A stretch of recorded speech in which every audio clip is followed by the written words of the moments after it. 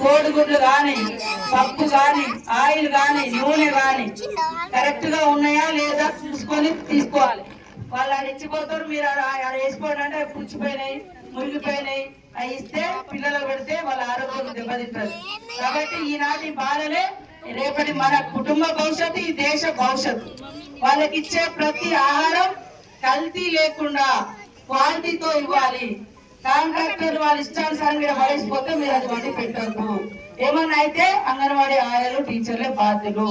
కాబట్టి దయచేసి మీ మీద మాకు ఎట్లాంటి వ్యతిరేకత లేదు, కోపం లేదు. మీ డిమాండ్లు కూడా ఉన్నాయి, అన్ని చేస్తున్నాం. 2 లక్షలది కూడా రిటైర్మెంట్ బెనిఫిట్ ఆల్రెడీ సంతకం అయిపోయింది. కొంత ఇప్పుడు రుణమాఫీ నడుస్తుంది కాబట్టి 30,000 కోట్ల రూపాయలతోటి మొత్తం డబ్బులన్నీ కూడా రుణమాఫీకి వెళ్తున్నాయి. కాబట్టి ఆ జీవో కూడా తొందరలోనే మీకు వస్తుంది. 2 లక్షలు ప్లస్ 1,00,000 ఆయకు 1,00,000, 2 లక్షలు మరి అంగన్వాడీ